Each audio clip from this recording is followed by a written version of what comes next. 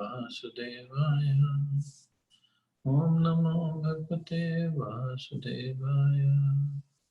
Narayanam Namaskritya Naram Jayam Narottamam Devim Saraswatim Vyasam Tato Jayamudire. Nashta Prayeshu Bhadreshu Nityam Bhagavata Sevaya. Bhagavati Uttam Shloke Bhaktir Bhavati Nashtaki. So continuing with the discussion on Shivan Bhagavatam, Canto 4, Chapter 6, Brahma satisfies Lord Shiva, text number 31 onwards. So Brahma, all the demigods headed by Brahmaji have reached Kailash and different parts of the Kailash mountain, different gardens, different flowers, and the birds, all that is described. Now they are reaching Lord Shiva. Vaidurya krita sopana vapya uttapal malini praptam kim purushar drishtva ta arada dadrishur vatam.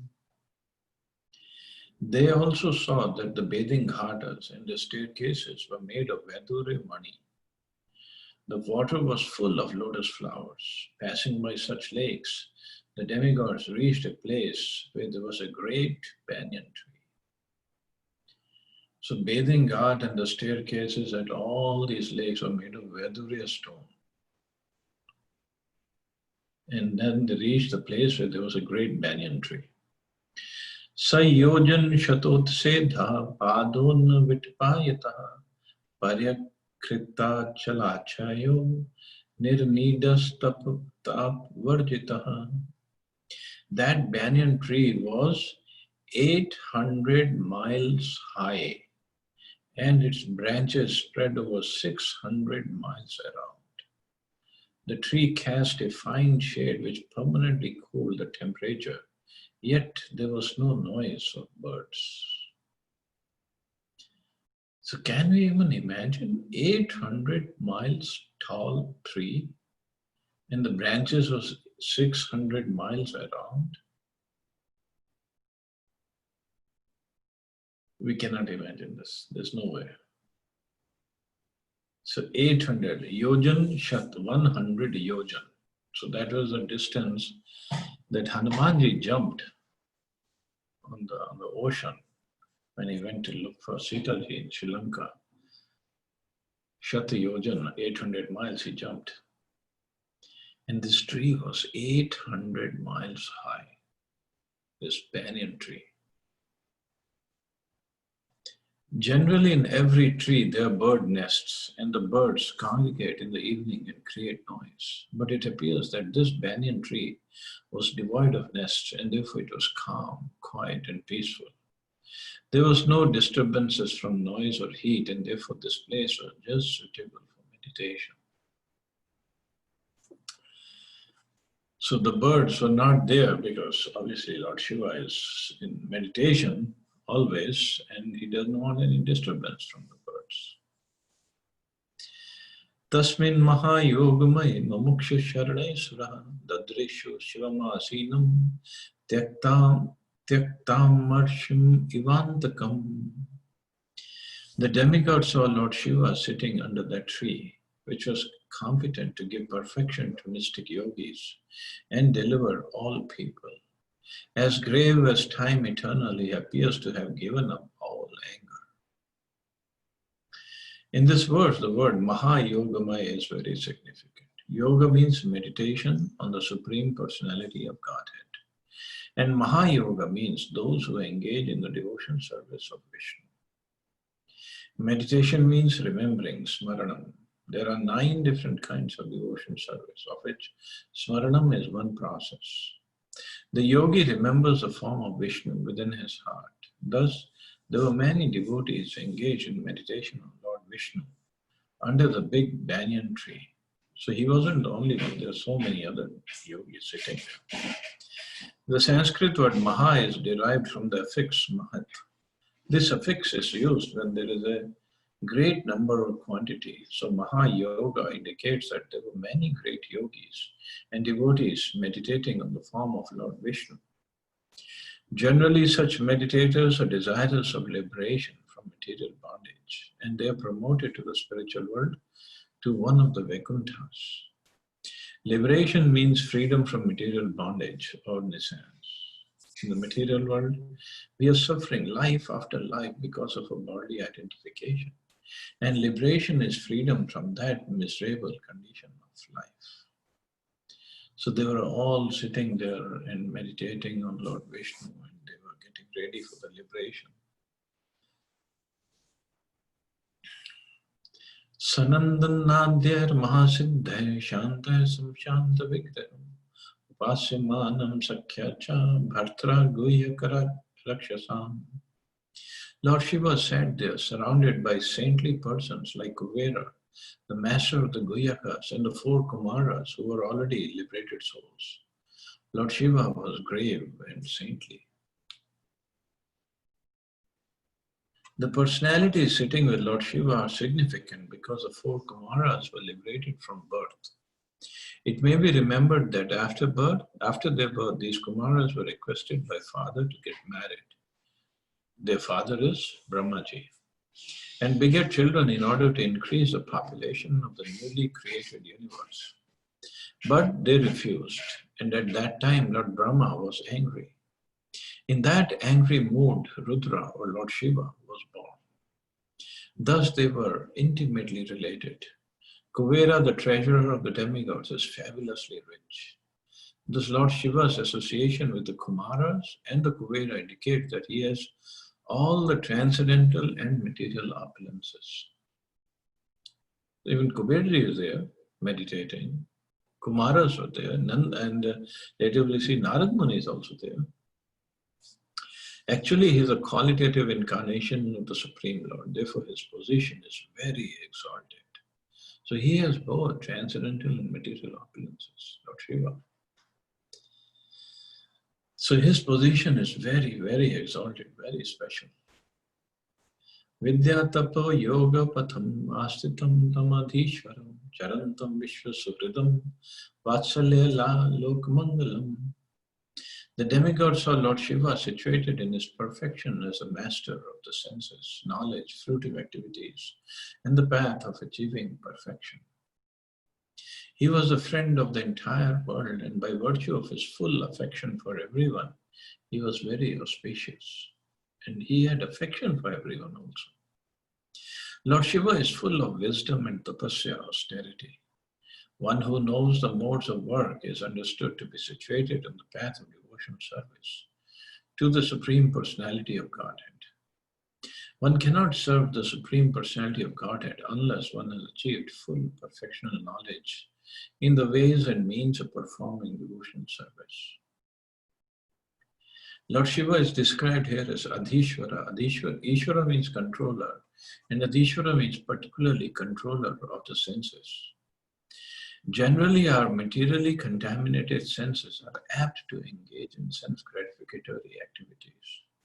But when a person is elevated by wisdom and austerity, the senses then become purified, and they become engaged in the service of the Supreme Personality of Godhead. Lord Shiva is the emblem of such perfection, and therefore in the scriptures it is said, Vaishnavanam yatha Shambhu. Lord Shiva is a Vaishnava. Lord Shiva, by his actions within this material world, teaches all conditioned souls how to engage in devotional service 24 hours a day. Therefore, he is described here as Lok Mangala, good fortune personified for all conditioned souls.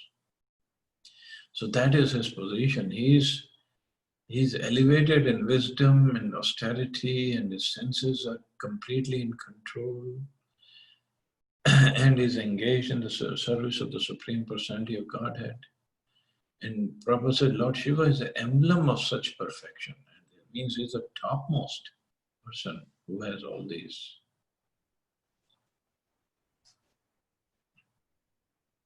Lingam cha tapsabhishtam bhasmudanda jatajinam angena sandhya bhrarucha chandralekham cha vibratam. He was seated on a deer skin and was practicing all forms of austerity. Because his body was smeared with ashes, he looked like an evening cloud. On his hair was a sign of a half moon, a symbolic representation. Lord Shiva's symptoms of austerity are not exactly those of a Vaishnava. Lord Shiva is certainly the number one Vaishnava, but he exhibits a feature for a particular class of men who cannot follow the Vaishnava principles. The Shaivites, the devotees of Lord Shiva, generally dress like Lord Shiva, and sometimes they indulge in smoking and taking intoxicants. Such practices are never accepted by the followers of Vaishnava rituals. But they claim to follow Shiva, Lord Shiva. Of course, Lord Shiva doesn't take all this. But still, he's so merciful, so compassionate. He gives association to people, these kind of people, so that they can be gradually elevated. Otherwise, he says, who else would give them association? Upavishtam darbhamayam vrisyam brahm sanatanam nardaya pravochantam prichate shanvatam satam. He was seated on a straw mattress and speaking to all present, including the great sage Narad, to whom he specifically spoke about the absolute truth. The Lord was sitting on a mattress of straw because such a sitting place is accepted by persons who are practicing austerities to gain understanding of the absolute truth. In this verse, it is specifically mentioned that he was speaking to the great sage Narad, a celebrated devotee. Narad was asking Lord Shiva about devotional service, and Shiva, being the topmost Vaishnava, was instructing him. In other words, Lord Shiva and Narad were discussing the knowledge of the Veda, but it is to be understood that the subject matter was devotional service. Another point in this connection is that Lord Shiva is a supreme instructor and the great sage Narad is a supreme audience. Therefore, the supreme subject matter of Vedic knowledge is bhakti or devotional service. So Naradji is asking questions and Lord Shiva is speaking, and Prabhupada mentions that they were only talking about devotional service because that is the supreme topic to be discussed.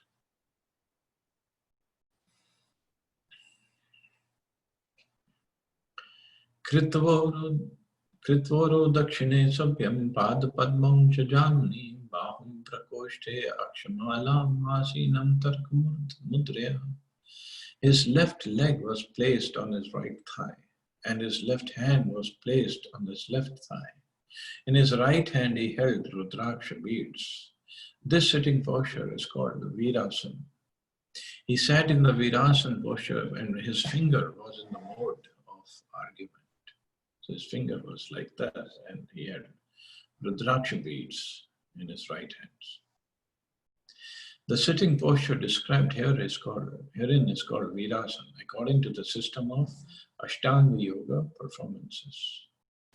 In the performance of yoga, there are 8 divisions such as Yam and Niyam, controlling and following the rules and regulations and practicing the sitting postures, etc. Besides Virasana, there are other sitting postures such as Padmasana and Siddhasana. Practice of these asanas without elevating oneself to the position of realizing the super soul Vishnu is not the perfectional stage of yoga. Lord Shiva is called Yogeshwara, the master of all yogis, and Krishna is also called Yogeshwara. So Lord Shiva is called Yogeshwara and Krishna is called Yogeshwara. So what's the difference? Yogeshwara indicates that no one can surpass the yoga practice of Lord Shiva. So he is the best of the yogis. And Yogeshwara indicates that no one can surpass the yogic perfection of Krishna. They sound similar, but just little technical difference. Another significant word is Tarka Mudra. This indicates that the fingers are opened and the second finger is raised along with the arm to impress the audience with some subject matter. This is actually a symbolic representation because he was speaking with Narad Muni, so he's making a point about devotional service. Tam Brahma Nirvana Samadhimashritam Vipashitam Girisham Yoga Kaksham Saloka Pala Munyo Mananyam Adyam Manum Pranjalaya Pranemu. All the sages and demigods, headed by Indra, offered their respectful obeisances unto Lord Shiva with folded hands. Lord Shiva was dressed in saffron garments and absorbed in trance, thus appearing to be the foremost of all sages. So in this verse, the word Brahmananda is significant. This Brahmananda or Brahm Nirvana is explained by Prahlad Maharaj. When one is completely absorbed in Adhokshaja, the Supreme Personality of Godhead, who's beyond the sense perception of materialistic persons, one is situated in Brahmananda. So Brahmananda means the Ananda of at the level of Brahman or the spiritual Ananda. So real Brahmananda is when one is completely absorbed in the thoughts of Krishna. It is impossible to conceive. It is impossible to conceive of the existence, name, form, quality, and pastimes of the Supreme Personality of Godhead, because he is transcendently situated beyond the conception of materialistic persons. Because materialists cannot imagine or conceive of the Supreme Personality of Godhead. They may think that God is dead, but factually he is always existing in his Satchitananda Vigraha, his eternal form. Constant meditation concentrated on the form of the Lord is called Samadhi, ecstasy or trance.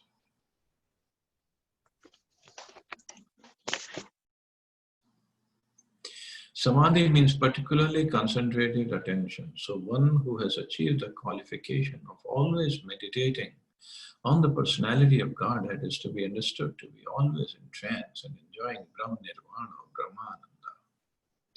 Lord Shiva exhibited those symptoms, and therefore it is stated that he was absorbed in Brahmananda.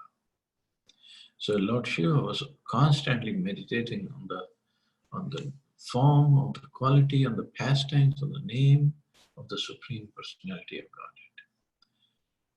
So it is said that some places it is said he has 5 heads. So Brahmaji has 4 heads and Shivaji has 5 heads, and Shivaji is with all the 5 heads is chanting the names of Ram. And he is meditating on the Ras Leela of Krishna. Another significant word is Yoga Kaksham. Yoga Kaksha is a sitting posture in which the left thigh is fixed under one's tightly knotted saffron-colored garment. Also, the words Manunam Agdem are significant here because they mean a philosopher, or one who is thoughtful and can think very nicely. Such a man is called Manu. Lord Shiva is described in this verse as the chief of all thinkers. Lord Shiva, of course, does not engage in useless mental speculation, but as stated in the previous verse, he is always thoughtful regarding how to deliver the demons from the fallen conditions of life. It is said that during the advent of Lord Chaitanya, Sadashiva appeared as Advaita Prabhu, and Advaita Prabhu's chief concern was to elevate the fallen conditioned souls to the platform of devotional service to Lord Krishna. Since people were engaged in useless occupations which would continue their material existence, Lord Shiva, in the form of Lord Advaita, appealed to the Supreme Lord to appear as Lord Chaitanya to deliver these illusioned souls. Actually, Lord Chaitanya appeared on the request of Lord Advaita. Similarly, Lord Shiva has a sampradaya, the Rudra sampradaya. He is always thinking about the deliverance of the fallen souls, as exhibited by Lord Advaita Prabhu. And Advaita Acharya, or Lord Advaita, as Prabhupada is mentioning here, is a combined incarnation of Mahavishnu and Sadashiva. Of course, well, technically there's no difference between the two. It's just Sadashiva is a personification of glands of Mahavishnu. But it comes in contact with the material nature, so it's a different personality, just like milk and yogurt, it's been explained. But the main feature of his incarnation as Advaita Acharya was to find out, he was so compassionate towards the fallen conditioned souls that how they can be delivered. And he himself felt incompetent to deliver them. He said, only Krishna, if he appears as Chaitanya Mahaprabhu, he can deliver all these fallen conditioned souls. So Lord Shiva, here Prabhupada mentioned about Lord Chaitanya, that Sadashiva appeared as Advaita Acharya, but he always appears with all the incarnations to assist the Lord in his mission. Like with Lord Ram, he appeared as Hanumanji. With Krishna, he appears in different ways. As like he appeared to come to take darshan of Krishna, baby Krishna in Nandagaon. And as Shivlinga or Mahadev, he appears in all the dhams of Krishna, all the villages, as a person who's a Kshetrapal, who's taking care of those places. So in different ways he appeared when Krishna himself appeared. And in the beautiful pastime of when Putna came trying to kill Krishna. So Krishna, when he appears, all the incarnations of Krishna appear within his body. So when Putna appeared, and Krishna himself doesn't kill any demon, it's the Vishnu in his body who kills the demons. But when Putna, especially when Putna came and she had smeared her breast with the Kalkut poison, so Krishna closed his eyes. So Acharyas have explained, one reason was that he meditated on Lord Shiva. That Lord Shiva, at the time of churning of the ocean, you drank the whole poison, ocean full of poison. That so much of poison was there. So why don't you come and drink this poison? I'm not going to drink poison. This job is of Shivji. And then he asked Lord Vishnu to kill that demon. So Krishna himself, he is there to enjoy, to drink milk, to steal butter, and have his beautiful, wonderful pastimes with the gopas and gopis. So Lord Shiva is always there to serve him. So he came and drank the poison.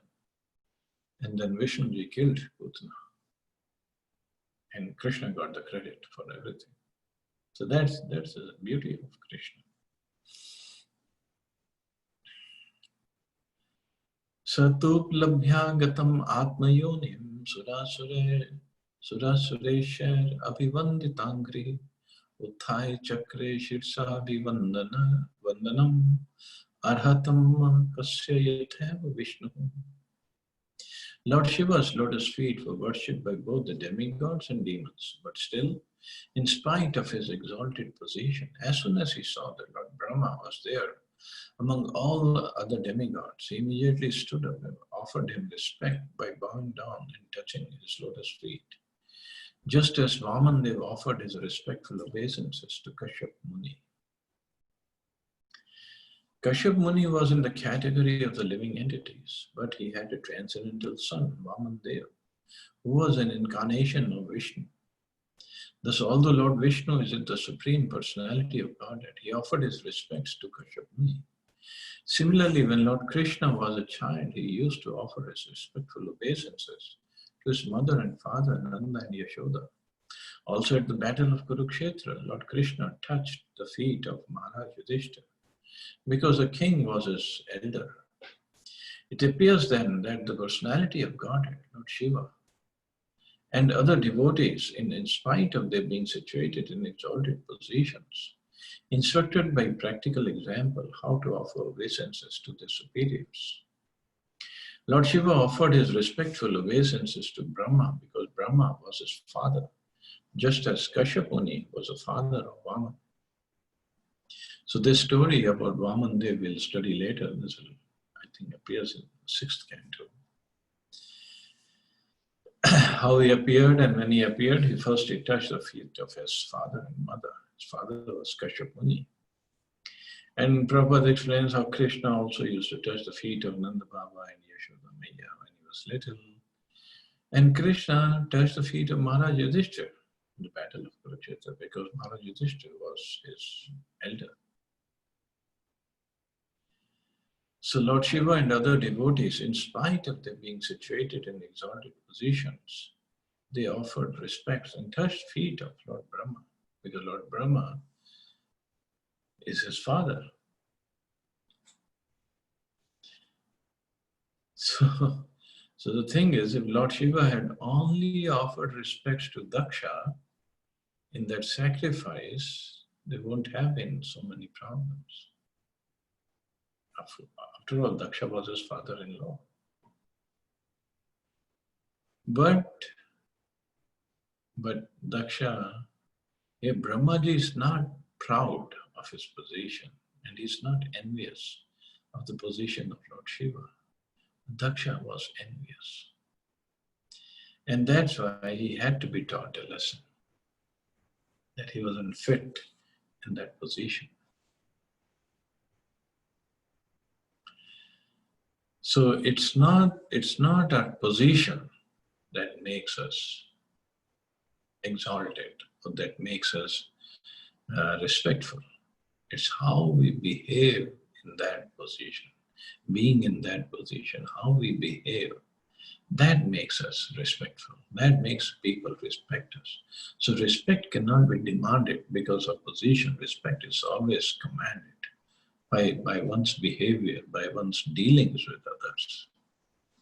So Lord Brahma, being the topmost person, but he himself went with the demigods to Kailasa to meet Lord Shiva, to pacify him. So that was Brahmaji's mood. He didn't go there to kind of give orders to Lord Shiva that he should forgive everybody. Or he didn't say that I'm Shiva's father, he should come to me instead of me going to him. He himself went. So that nature, that behavior is what makes one exalted, makes one respectful. So that's what we have to understand. And Lord Shiva got up and touched the feet of Brahmaji. Although Lord Shiva's position is higher than of Brahmaji, he is in Shiva Tattva, which is greater than Jiva Tattva. But still he paid respects to Brahmaji because of this behavior or this nature, this characteristic of Brahmaji. So that's what we have to adopt in our dealings, day-to-day dealings with everybody. So anyway, we'll stop here. See anybody has any questions or comments.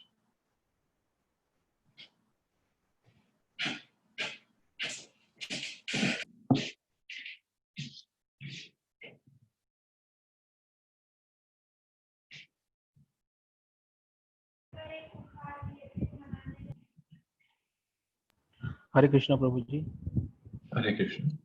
Prabhuji, one doubt around when Brahmaji was angry on four Kumaras, Rudra was born from his brikuti, that is between the eyes, and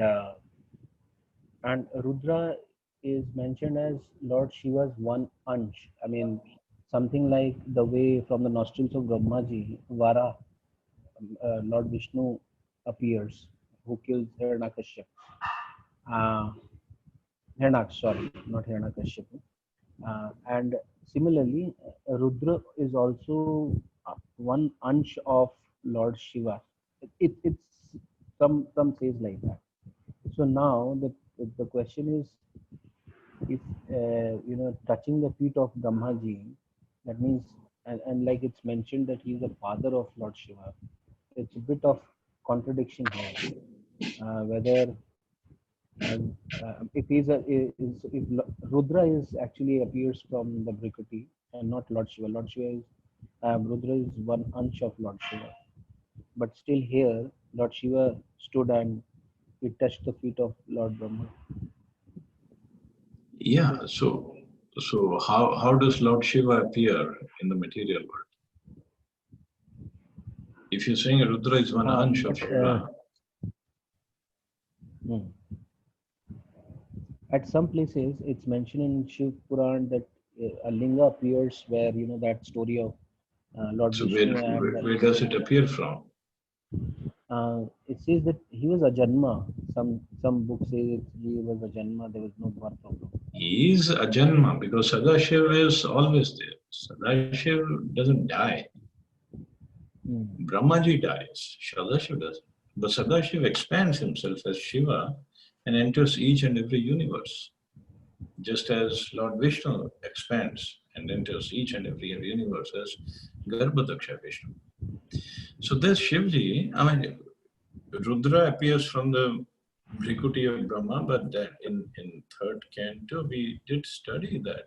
That was Shivji, not Ansh of Shivji, that was Shivji himself.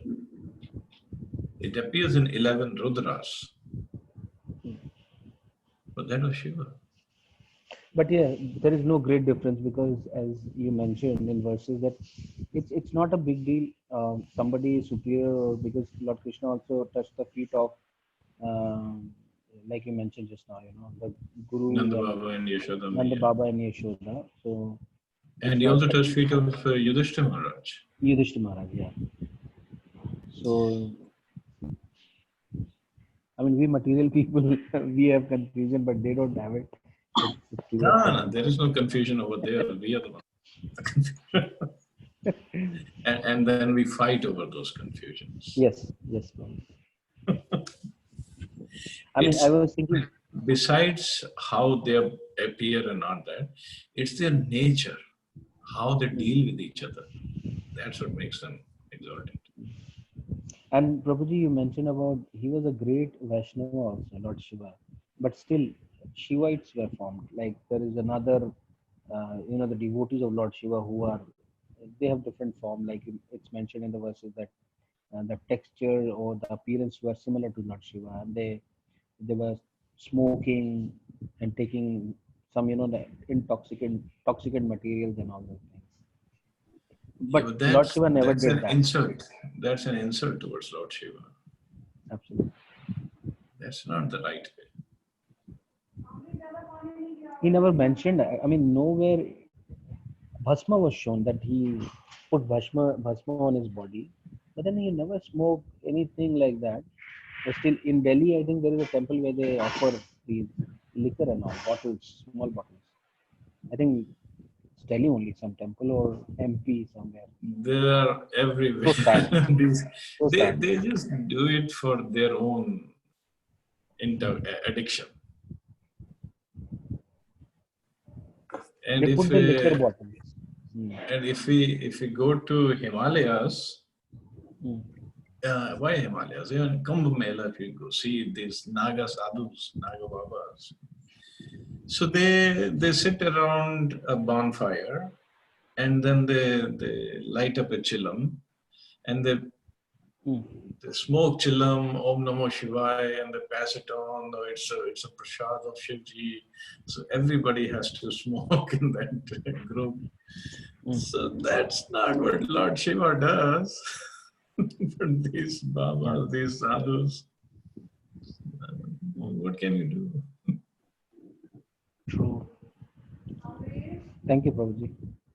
Okay, thank you. Okay, thank you all very much. You all have a wonderful and safe day. Hare Krishna. Jai Shri. Thank you, Prabhuji. Hare Krishna. Jai Shri Prabhuji. Hare Krishna, Prabhuji.